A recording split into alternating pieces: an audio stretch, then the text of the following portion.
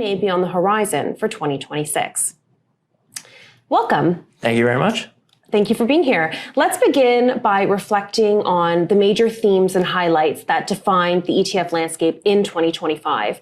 What were the most significant trends in ETF flows that you saw? Yeah, I think when we look back and we reflect on the year of 2025, there will be three major themes. And one, I think, is the concentration back to international, or the trade back into the international space, which had basically been gone for the last, call it 10 to 15 years, as more portfolios got more North American focused. So we saw that trend back to the international space, which was great to see in clients' portfolios. Another trend that we saw, which was obviously a massive flows perspective, from a flows perspective, was into gold ETFs and gold affiliates as well too, as gold ripped after the tariff tantrum of, call it, mid-April. And so that was a major trend. And then finally, on the factor side, which is where we do a lot of Fidelity, is when it came to momentum and value. So momentum and value really had really strong performances. Momentum mostly in that international space and in the Canadian space, frankly. Do you see this continuing?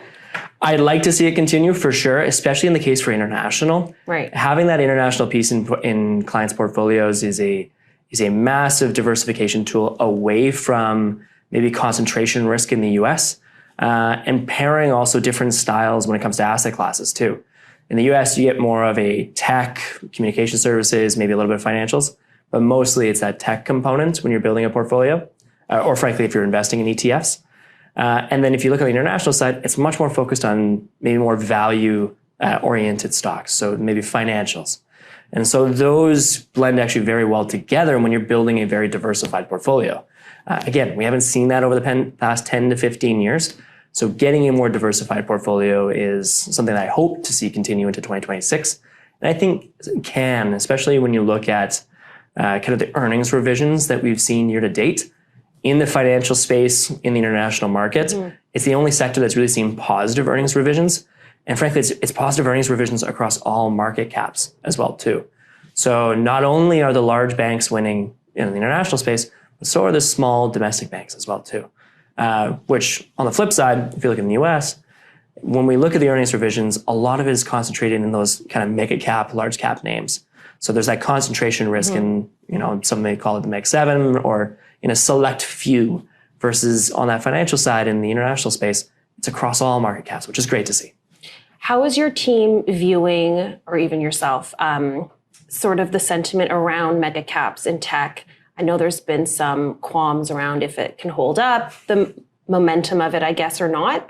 What do you think might pan out? How are you feeling about it? Yeah, we hear often is this a tech bubble? No, we don't believe it's a tech bubble. It's a very different environment, especially to that of 2001 as well too.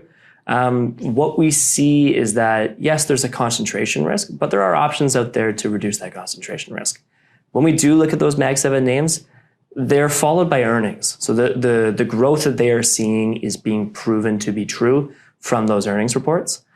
So there's less of a concern there for us. However, there is a lot of concentration. If you look at those main names of the Mag 7, they make up, call it 35 to 40% of the index, which can be a lot, especially if, NVIDIA, for example, has one bad day, it can basically bring down the market with it.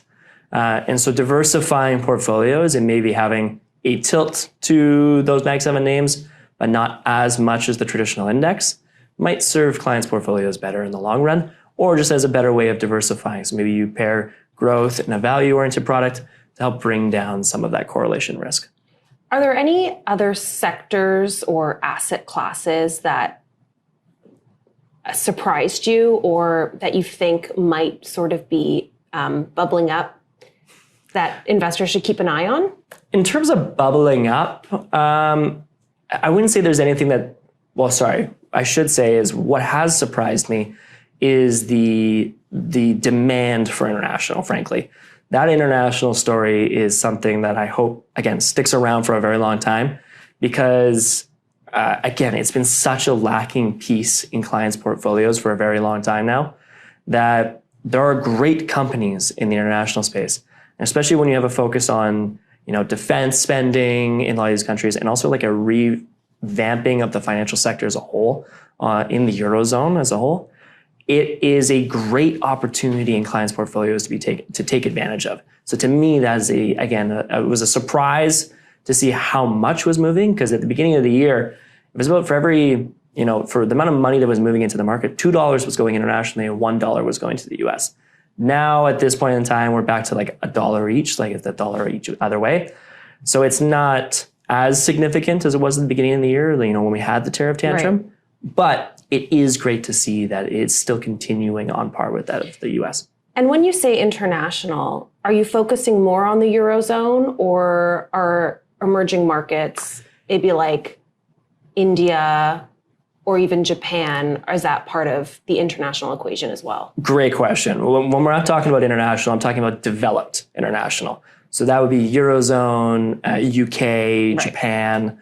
Emerging markets is still very difficult to do. And if you're looking at emerging markets from an investment standpoint, because it can be as clear as mud, like it is one day it can be great, one day it cannot be so good. Mm-hmm. Our belief is that active management can serve can serve a purpose for that space. However, doing it in a passive manner or doing it even with factors can be a very difficult element to do. So that's where we kind of would promote maybe a more active style of management in other mutual funds or ETFs as well too. But when I'm talking about international, I'm more so talking about developed international. Okay. How might potential policy changes or interest rate adjustments shape ETF allocations in 2026? We had we had the off-year elections here in America for 2025. It's going to be a big, midterms in 2026. Is that something you're focused on? It's not something like overarching that our team is like overly, worried about or anything like that. But it is something we obviously have to be aware of. When it comes to some of these major policy shifts, our focus again is, because we're following a very rules-based approach with our approach, it makes it, we can kind of cut through some of that noise. And a lot of the ETF market, frankly, can cut through that noise because of the indices that they're looking at. And, they get less disrupted in that manner. For us, again, you got to be aware of it, but it's not something overarching that can be a major deterrent. For fixed income, if yields come down in the US, that can mean bond prices going up. So that can be a benefit or a catalyst there too. But it's very hard to predict these types of trends, right? Like, again, I keep talking about international, but I don't think anyone could have predicted the blanket tariffs that we saw at the beginning of the year. And so I'm not saying that something like that might happen again, but it's very hard to predict those type of events.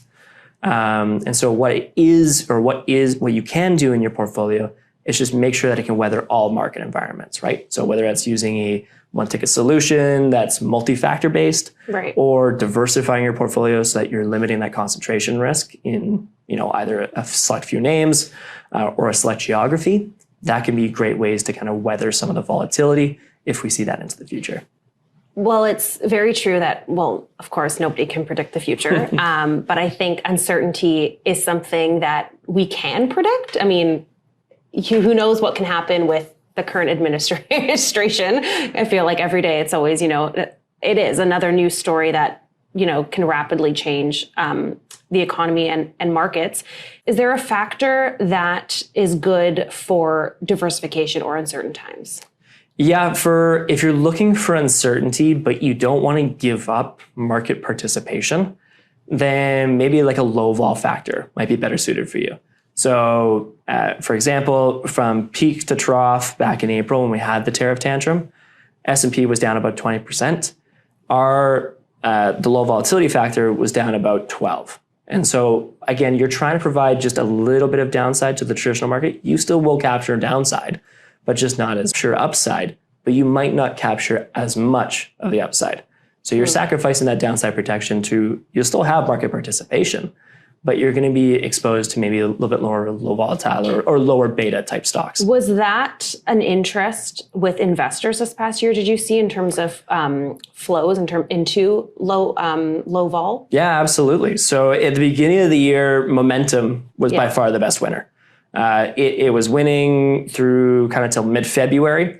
Then when we had the tariff tantrum hit or the tariff threats become known, there was a flock to low volatility. Basically, momentum and low volatility flipped. Right. Or low volatility ended up being the best performing factor, and momentum ended up being the worst. But as soon as we got like the tariff reprieve or the tariff pause, and I think it was like April 19th or something like that, it basically flipped right back, where everyone was like, okay, these tariffs have been they're off the table now. They're being paused. I can get back into my growth mindset, and I don't need the downside protection that I thought I was going to need moving forward. So the momentum ended coming back into favor, whereas low volatility ended up becoming the lower end in the performance. Would you say that's one of your biggest surprises or shocks of the year? It is. However, I would say that when you have an uncertain market or you have these geopolitical events that you can't plan for, that's a great time when especially if you're looking at factors and having exposure to many of them. Right. Because they're very lowly correlated to one another. So, in the times where momentum is doing great, low volatility might lag. But in the times that low volatility is doing great, momentum might lag. So they're great complements actually to one another on building a holistic portfolio. So in terms of a surprise, yes, blanket tariffs was by far a massive surprise. But in terms of if you were building a diversified portfolio, you could have actually eliminated that surprise by having exposure to low vol and to momentum. Right. How easy does Fidelity make it for investors to be able, if they want to switch, if there's something in the news that, I got to get into low vol now, or I want to get into value. What is that process like for investors to be able to do that? It's very simple. Like all of our ETFs are listed on markets or on indices. And if you're wanting to make the call on individual factors, you absolutely can. However, the disclaimer that I'll give to many people is that it's very difficult to time. Right. It is very difficult to time when a factor will go in and out of style. So there's more inclusive options where if you're trying to target a geography, we have an all equity lineup where you can target specifically international, US, and Canada with exposure to 4 factors and your equal weighting to each individual factor. Or frankly, you can look at something like the all-in-ones, where you're getting the diversified factor exposure along with active management and a little bit of Bitcoin as well too. So you're getting that diversified portfolio in a one-ticket solution. If you had to set one strategic resolution for the ETF industry, what would it be? I think it would be greater clarity. So when you look at the ETF industry as a whole, and if you look in the US, there are more ETFs than there are individual stocks. So there are That's a lot. There are more options available when it comes to ETFs. And some of those ETFs can be fairly misleading to some investors who are maybe just not as sophisticated as the average investor. And maybe they just see the return number, they're like, I can go get that. So I'd love to see more clarity for those investors, or more honesty on the part of dealers to show, okay, here's the risk I am taking by picking this product. Maybe a triple levered product isn't the right thing for the individual investor, but maybe a more holistic one ticket solution is. Right. So I'd love to see more clarity from dealers there. And that's what we're trying to do here. Yes. On the upside is bring more clarity and guidance to investors. Before we wrap up, what is the single most important takeaway for investors as they prepare for 2026? I think the single most important takeaway is that point of diversification. Again, for the last 10 to 15 years, it's been very easy just to invest in North America, right? You've just picked US or maybe a couple Canadian stocks, and that's, or ETFs, and that's been a strong winner, and I can't discount that. But what I'd like to see, the biggest takeaway I think people should take, is that having international to call it the tune of 10 to 20% of a client's portfolio is a really strong diversifier, again, away from growth and away from tech, and more focused on some more value-oriented names or asset classes for your portfolio as a whole. Fantastic. Thank you, Adam, for your time today. No problem. Thank you. And thank you for joining me on The Upside. For more investor content, be sure to subscribe to our YouTube page to never miss an episode and sign up for our newsletter. And remember, working with a financial advisor is the best investment you can make on your financial journey. Thank you again for tuning in. For The Upside, I'm Nicole Correale.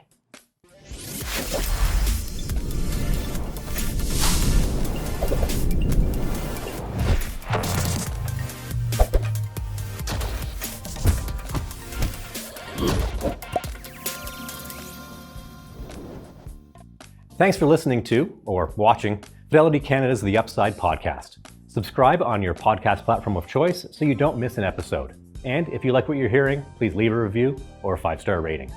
Fidelity mutual funds and ETFs are available by working with a financial advisor or through an online brokerage account. Visit fidelity.ca/howtobuy for more information.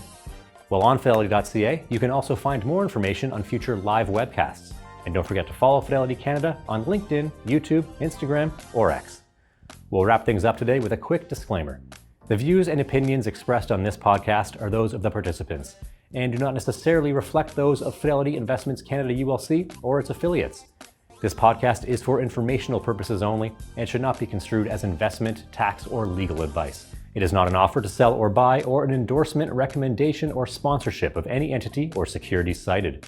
Read a fund's prospectus before investing. Funds are not guaranteed. Their values change frequently and past performance may not be repeated. Fees, expenses, and commissions are all associated with fund investments. Thanks for tuning in. We'll see you next time.